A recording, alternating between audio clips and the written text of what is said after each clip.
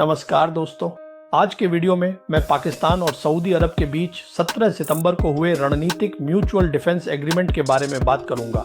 यह एक बहुत ही महत्वपूर्ण घटना थी। इसी वजह से पाकिस्तान के प्रधानमंत्री और पाकिस्तान के सेना प्रमुख दोनों ही इस समझौते पर हस्ताक्षर करने के लिए रियाद में मौजूद थे। ये समझौता बिल्कुल वैसा ही है जैसा इसका नाम है और संक्षेप में इसका मतलब ये है कि एक पर आक्रमण दोनों पर आक्रमण माना जाएगा। इस समझौते को लेकर किसी भी तरह की कोई अस्पष्टता नहीं होनी चाहिए कि यह किस बारे में है। जैसा कि मैंने कहा, ये वही है जो ये है, लेकिन मुद्दा इस समझौते की व्याख्या का है और यहीं पर मुझे लगता है कि भारतीय विश्लेषक, भारतीय मीडिया और कई विदेशी विश्लेषकों ने इसे पूरी तरह गलत समझा है। और यही वह बात है जिसके बारे में मैं अपने वीडियो में बात करना चाहता हूं, यानी इस समझौते की व्याख्या। लेकिन इससे पहले कि मैं ऐसा करूं, इस समझौते से जुड़े 3 घटनाक्रम हैं जिन्हें संक्षेप में समझना जरूरी है। अब पहली बात यह है कि यह बिल्कुल भी संयोग नहीं था कि 17 सितंबर को जब यह समझौता रियाद में साइन हो रहा था, उसी समय इस्लामाबाद में रिटायर्ड जनरल खालिद किदवई, जो अब पाकिस्तान की नेशनल कमांड अथॉरिटी के वरिष्ठ सलाहकार हैं और पाकिस्तान के स्ट्रेटेजिक प्लान्स डिवीजन के प्रमुख भी रह चुके हैं, जो परमाणु हथियारों के लिए जिम्मेदार है, ने एक प्रेस कॉन्फ्रेंस की। और इस प्रेस कॉन्फ्रेंस में जनरल किदवई ने 2 खुलासे किए। पहली बात, उन्होंने कहा कि जब ऑपरेशन सिंदूर की पहली रात को हवाई लड़ाई हुई थी, तब पाकिस्तान एयरफोर्स ने भारतीय वायुसेना के 7 फाइटर जेट्स मार गिराए थे, जिनमें से 4 उनके अनुसार राफेल थे। अब अपनी बात को साबित करने के लिए उन्होंने सबूत भी पेश किए। प्रेस कॉन्फ्रेंस में उन्होंने उन 4 राफेल विमानों के टेल नंबर भी बताए, जिनके बारे में पाकिस्तान का कहना है कि उसने भारतीय वायुसेना के मार गिराए हैं। अब यह पहली बार है जब पाकिस्तान ने 4 राफेल विमानों को मार गिराने का ऐसा सबूत दुनिया के सामने पेश किया है। तो बात यह है कि अब गेंद वास्तव में भारत के पाले में है। भारत या तो इस सबूत का खंडन कर सकता है, या भारत कोई प्रतिपक्षी सबूत दे सकता है, या फिर भारत चुप भी रह सकता है। मान लेते हैं कि भारत इस पूरे मामले पर चुप ही रहेगा, तो भी दुनिया वैसे ही मानती है जैसा वह इस खुलासे से पहले मानती थी। और वह यह है कि ऑपरेशन सुंदर का परिणाम यह था कि पाकिस्तान की सेना ने भारत के खिलाफ अपनी विश्वसनीय पारंपरिक युद्ध क्षमताओं का प्रदर्शन किया, जो कि एक बड़ी बात थी। अब जनरल किदवई का दूसरा खुलासा यह था कि ऑपरेशन सुंदर के बाद हम जानते हैं कि पाकिस्तान सेना ने आर्मी रॉकेट फोर्स कमांड का गठन किया है और जनरल के अनुसार यह कमांड पाकिस्तान की पारंपरिक युद्ध प्रतिरोधक क्षमता और परमाणु युद्ध प्रतिरोधक क्षमता के बीच एक अतिरिक्त स्तर की प्रतिरोधक शक्ति जोड़कर परमाणु सीमा को और ऊपर उठा देती है। तो वह यहाँ कह रहे हैं कि पाकिस्तान की मौजूदा विश्वसनीय पारंपरिक युद्ध क्षमताएं इस रॉकेट फोर्स कमांड के कारण और भी अधिक मजबूत हो जाएंगी, जिसे पाकिस्तान सेना ने बनाया है। और मैं इस पर जनरल किदवई के आकलन से सहमत हूँ। लेकिन यहाँ ध्यान देने वाली बात यह है कि जैसा मैंने कहा, यह प्रेस कॉन्फ्रेंस कोई संयोग नहीं थी। यह प्रेस कॉन्फ्रेंस इसलिए आयोजित की गई थी ताकि यह स्पष्ट संकेत दिया जा सके कि रियाद में जो समझौता साइन हो रहा था, वह असल में पाकिस्तान की पारंपरिक युद्ध क्षमताओं के बारे में था। जनरल किदवई ने पाकिस्तान के परमाणु हथियारों का कोई उल्लेख नहीं किया, बल्कि उन्होंने कहा कि आर्मी रॉकेट फोर्स कमांड की स्थापना परमाणु सीमा स्तर को बढ़ाएगी, न कि उसे कम करेगी। अब मैं अपने दूसरे बिंदु पर आता हूं, जो मेरे पहले बिंदु से जुड़ा हुआ है। मुझे इसमें कोई संदेह नहीं है कि ऑपरेशन सुंदर में पाकिस्तान के प्रदर्शन की वजह से ही पाकिस्तान सेना प्रमुख फील्ड मार्शल आसिफ मुनीर को 18 जून को व्हाइट हाउस में राष्ट्रपति ट्रंप द्वारा लंच के लिए आमंत्रित किया गया था। अब देखिए, राष्ट्रपति ट्रंप की समस्या यह है कि मध्य पूर्व एक अत्यंत अस्थिर क्षेत्र है, बेहद अप्रत्याशित है, और राष्ट्रपति ट्रंप इस क्षेत्र में अमेरिका की विदेश नीति पर बिल्कुल भी नियंत्रण नहीं रखते। यह कोई रहस्य नहीं है कि मध्य पूर्व में अमेरिका की विदेश नीति इजराइल ही चलाता है, और इसीलिए राष्ट्रपति ट्रंप के लिए यह जरूरी है कि वे इजराइल की चाल से आगे रहें। इसका मतलब यह है कि जो कुछ भी इजराइल करता है, और निश्चित रूप से वह यह सब अमेरिकी सेना के समर्थन से कर रहा है, लेकिन राष्ट्रपति ट्रंप इसे नियंत्रित नहीं कर सकते। कम से कम मध्य पूर्व में तो ऐसा ही लगता है। तो जो कुछ भी इजराइल करता है, ट्रंप को उससे एक कदम आगे रहना होगा, ताकि अगर वे खुद को एक शांति प्रिय राष्ट्रपति के रूप में मान्यता दिलाना चाहते हैं, तो उन्हें इजराइल द्वारा पैदा किए गए संकट को जल्द से जल्द शांत करने का कोई रास्ता निकालना चाहिए। यह सुनिश्चित करें कि यह किसी पूर्ण युद्ध या बड़े युद्ध में वृद्धि न करे। तो इस संदर्भ में मुझे विश्वास है कि अन्य बातों के अलावा ट्रंप ने आसिफ मुनीर से बात की होगी। उन्होंने आसिफ मुनीर से मध्य पूर्व और खासकर ईरान के बारे में उनका आकलन लिया होगा, क्योंकि मध्य पूर्व और विशेष रूप से ईरान पर आकलन देने के लिए पाकिस्तान के शीर्ष नेतृत्व से बेहतर कोई देश नहीं हो सकता। तो उन्होंने वह आकलन जरूर लिया होगा और मुझे यह भी विश्वास है कि यही वह बात थी जिसने ट्रंप को वास्तव में समस्या को शांत करने या उस युद्ध को बहुत जल्दी समाप्त करने में मदद की जो इजराइल ने ईरान पर थोपा था। इसीलिए जहां तक ट्रंप का सवाल है, वह निश्चित रूप से पाकिस्तान के नेतृत्व से नियमित रूप से आकलन लेना चाहेंगे और वह खुद पाकिस्तान के नेतृत्व से नियमित रूप से बात नहीं कर सकते। तो ट्रंप ने जो रास्ता निकाला है वह यह है कि उनके करीबी विश्वास पात्र सरगेई घोर को दिल्ली में अमेरिका के राजदूत के रूप में नामित किया गया है। साथ ही दक्षिण और मध्य एशिया के लिए विशेष दूत की अतिरिक्त भूमिका भी दी गई है। अब इस भूमिका में घोर को पूरी आज़ादी है कि वह पाकिस्तान यात्रा करें, वहां के नेतृत्व से मिले और यह समझें कि मध्य पूर्व में क्या हो रहा है और फिर वह जानकारी सीधे अपने बॉस राष्ट्रपति ट्रंप को दे। साथ ही हम जानते हैं कि पाकिस्तान अमेरिका की सेंट्रल कमांड का हिस्सा है। यहाँ तक कि सेंट्रल कमांड के पाकिस्तान की सेना के साथ संबंध और भी मजबूत हो जाएंगे, क्योंकि खुद यूएस सेंटकॉम भी यह जानना चाहेगा कि मध्य पूर्व में हालात कैसे बन रहे हैं या आगे क्या होने वाला है, क्योंकि अमेरिका के पास मध्य पूर्व में 1 दर्जन से अधिक सैन्य ठिकाने और 30,000 से ज्यादा सैनिक तैनात हैं। और हमने देखा कि जिसे पहले उसकी प्रतिरोधक क्षमता कहा जाता था, वही वहां तैनात सैनिक इजराइल ईरान युद्ध के दौरान उसकी कमजोरी बन गए और मैंने इस पर एक वीडियो भी बनाया है। तो जाहिर है कि अमेरिकी बहुत चिंतित होंगे। वे पाकिस्तान की सेना से त्वरित आकलन और ताज़ा अपडेट्स जानना चाहेंगे और खासकर जीसीसी देशों के लिए, जो 6 सदस्य देश हैं जिनमें सऊदी अरब सबसे बड़ा देश है। और जीसीसी के इन सभी 6 देशों में अमेरिकियों के अपने एयरबेस उनके सैन्य अड्डे हैं।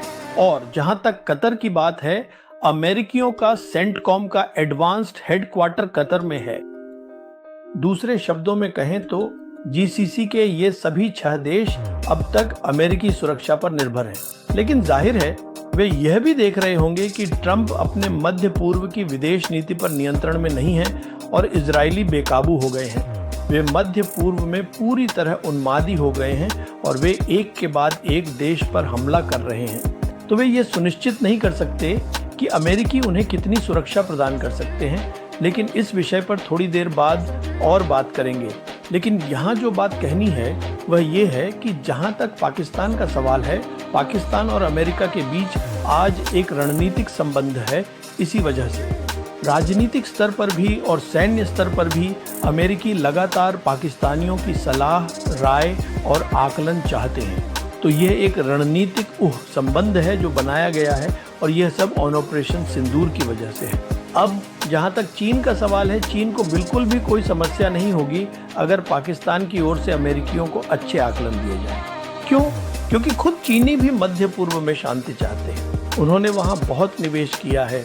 असल में मध्य पूर्व बहुत दिलचस्प है। यह एक अस्थिर क्षेत्र है और साथ ही अमेरिकी मध्य पूर्व में चीन के साथ प्रतिस्पर्धा नहीं देखते।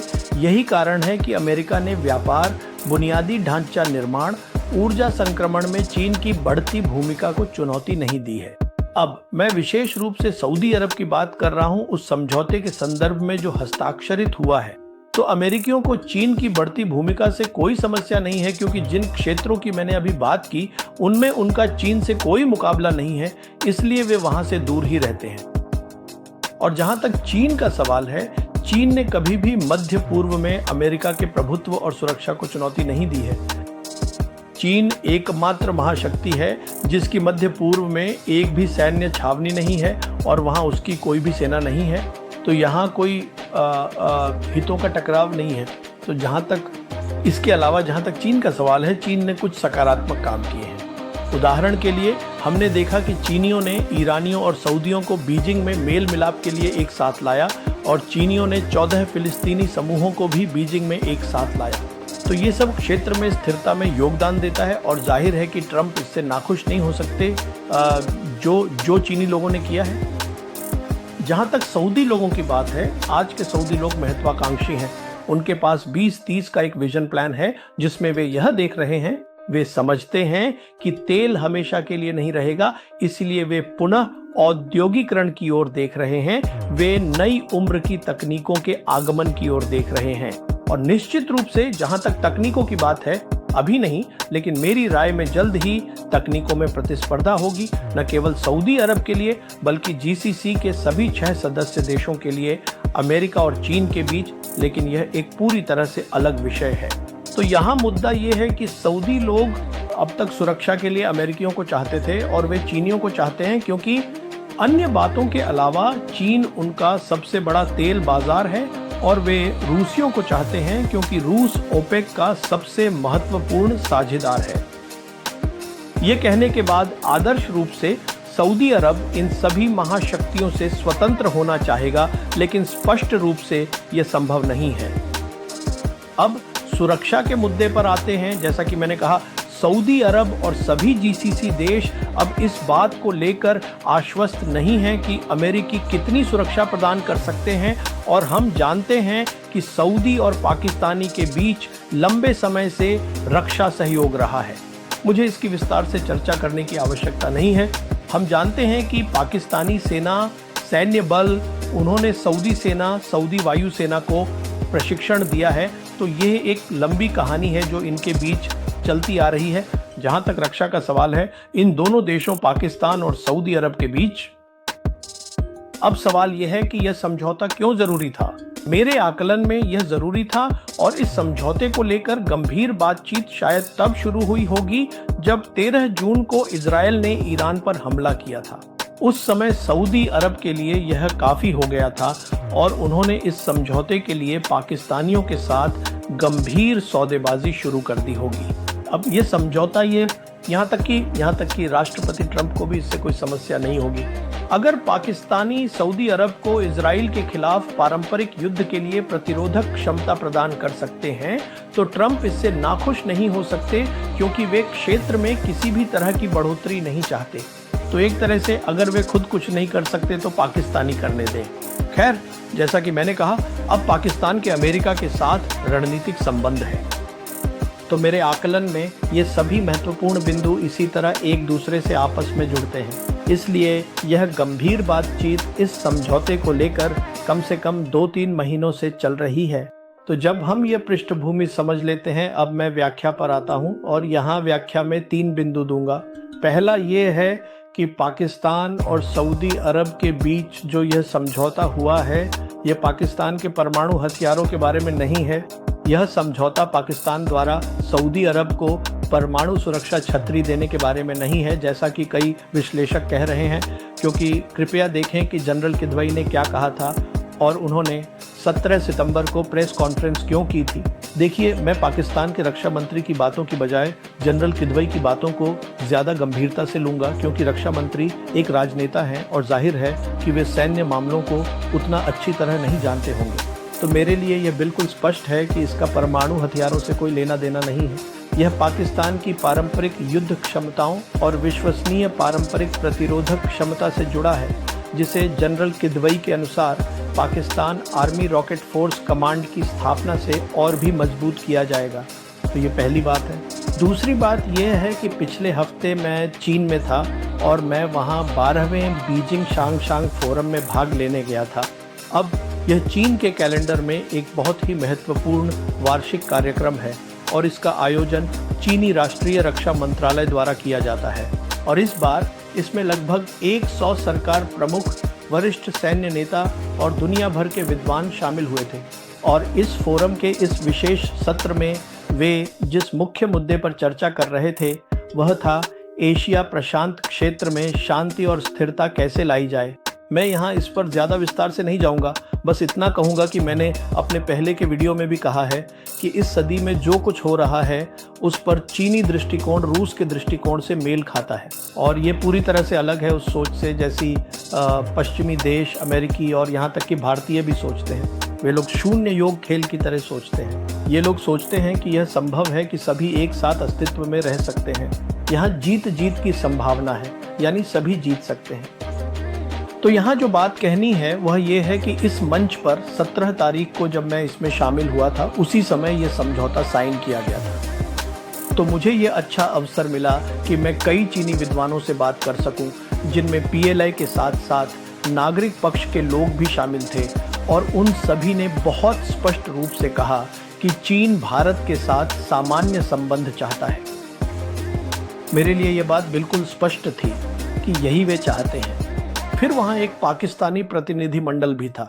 असल में जहाँ तक पाकिस्तानियों का सवाल है, चीन के साथ उनके घनिष्ठ संबंधों के कारण उनके विद्वान चीनी विश्वविद्यालयों में आते जाते रहते हैं।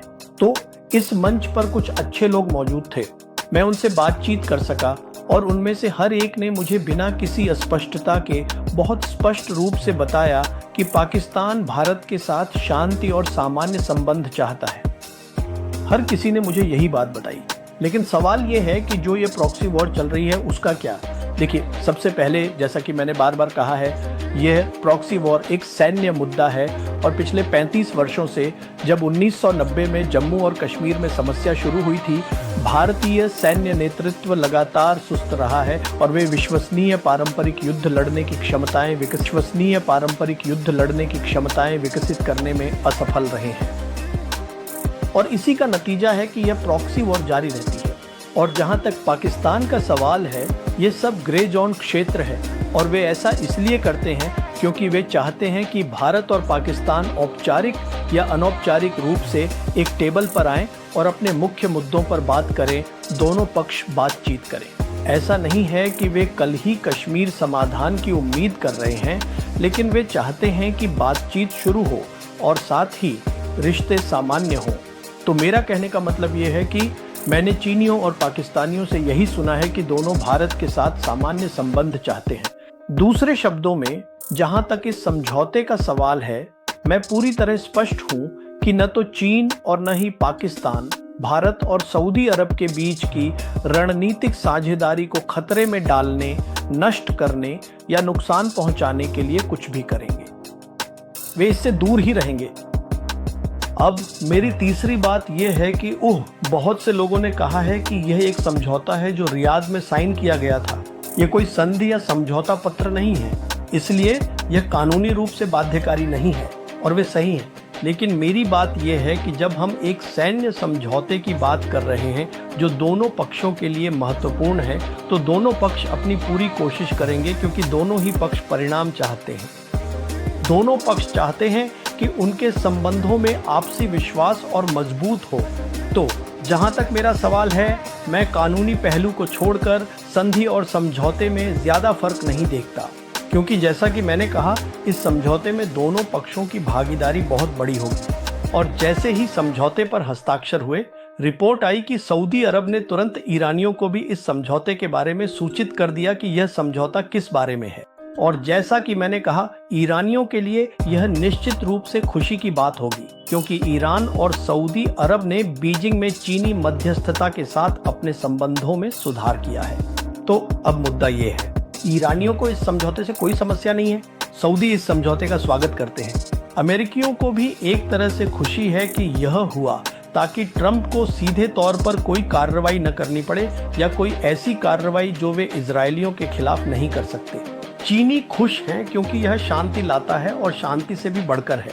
कृपया याद रखें, मैंने 1 महीना पहले एक वीडियो किया था जिसमें मैंने कहा था कि ऑपरेशन सिंदूर के बाद चीन पाकिस्तान को इस क्षेत्र में एक अग्रणी सैन्य शक्ति बनने में मदद करेगा, और ठीक वही हुआ है। तो हर कोई खुश है, और यह समझौता बिल्कुल भी भारत के खिलाफ नहीं है। और ये बहुत स्पष्ट होना चाहिए कि यह समझौता या जो कुछ भी हुआ है वह मुख्य रूप से पाकिस्तान के प्रदर्शन के कारण संभव हो पाया है, जैसा कि दुनिया ने ऑपरेशन सिंदूर में देखा।